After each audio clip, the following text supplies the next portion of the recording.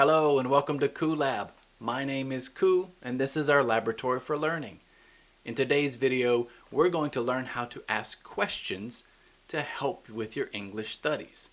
We'll learn basic questions, intermediate questions, and advanced questions so you can get the help you need in English. We'll ask a question, tell you why that question is important, what you can learn, and finally give you an example of that question in use, along with its answer. So let's get started with this Koo Lab. First, let's start with basic questions. Use these questions if you want to learn new words. Question: how do you say blank in English? How do you say in English? This helps you learn new words. Question: how do you say in English? How do you say in English? Answer: it is a ladle. Ladle. Question: can you help me with this word?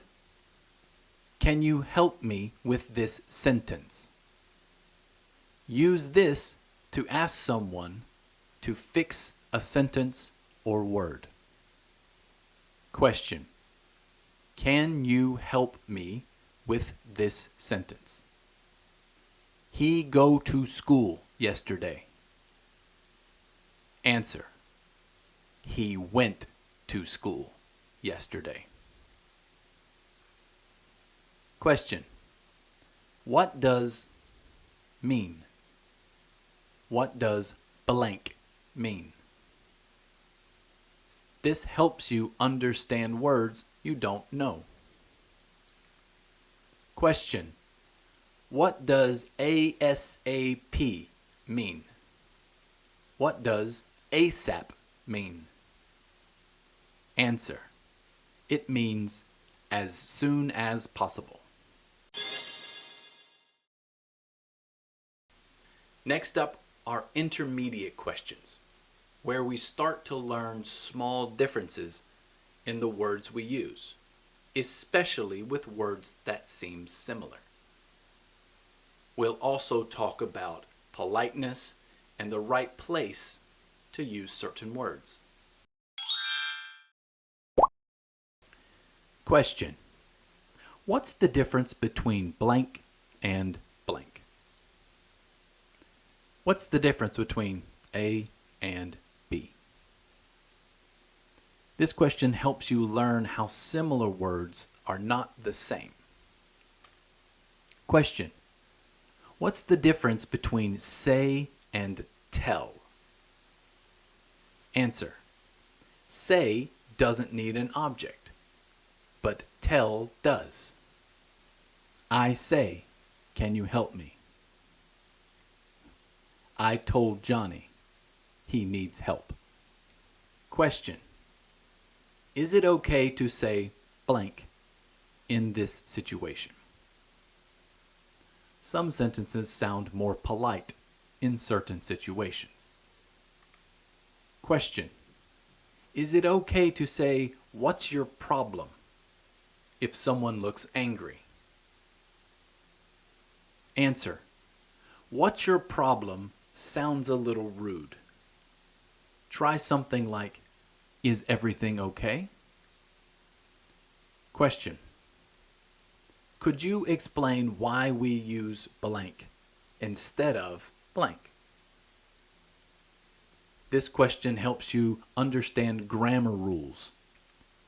Question: could you explain why we use much instead of many? Answer: much is used with uncountable nouns, like water. Many is used with countable nouns, like bottles, water bottles. There wasn't much water. There weren't many water bottles. Question. How can I say this more naturally or like a native speaker? This helps your English sound smooth and correct. Question. How can I say I very like it more naturally? Answer. We usually say I really like it or I love it instead of very. I really like it. Okay, finally we've reached the advanced level questions where you can really drill down and find some very special nuance when you're asking questions about English vocabulary or English grammar. Use these questions to understand highly specific things that have to do with tone and nuance. Okay, so the advanced ways, you're really asking sometimes even more open-ended questions so that you get a chance to really find some nuance to a particular question. So let's take a look. A question might be, what's the most polite or professional way to ask for blank? This is useful in formal work situations when you're really focusing on politeness. You understand the grammar, you understand the syntax, you understand the vocabulary, but you're really focusing in on politeness in particular situations. For example, question. What's the most polite way to ask my boss for a day off? So our answer might be, would it be possible for me to take a day off next Friday? Instead of using a regular modal verb like can or could, we're using the would it be possible modal phrase instead. Would it be possible for me to take a day off next Friday is more polite and more specific in a work environment. Okay, the second question. Does this phrase sound too direct, or could it be misunderstood?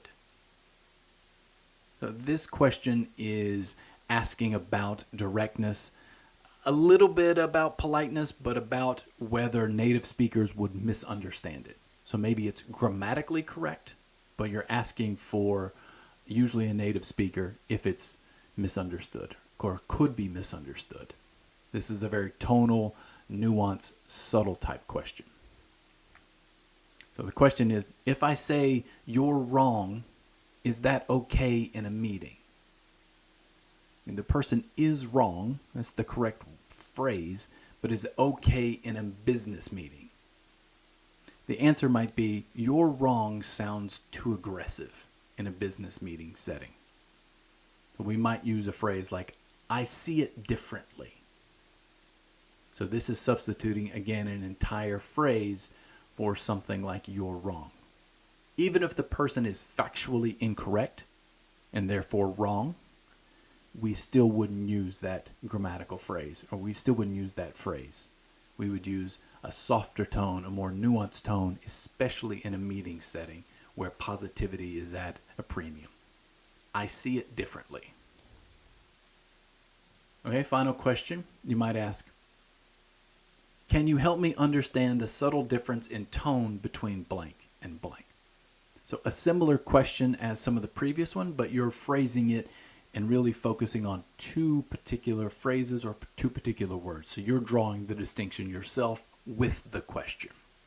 So this helps the answerer to really isolate what your particular issue is. And this helps you understand small changes in meaning and things like politeness. Question. Can you help me understand the tone difference between can you help me and could you help me? So this is even difficult for native speakers. Could is actually the past tense of the modal verb can. They're the same verb. But could is very often seen as more polite. So we might say, could you do something, as a hint more politeness as opposed to can. So this is, again, very subtle, very advanced. Same verb, one is the past tense, but is often perceived as more polite. Fantastic work today. I hope everyone found some good questions to ask when they need help in English. Remember, this is a Coolab, so write any questions we didn't talk about today in the comments below so that you might help someone else watching this video. Thanks again, and I'll see you in the next Coolab.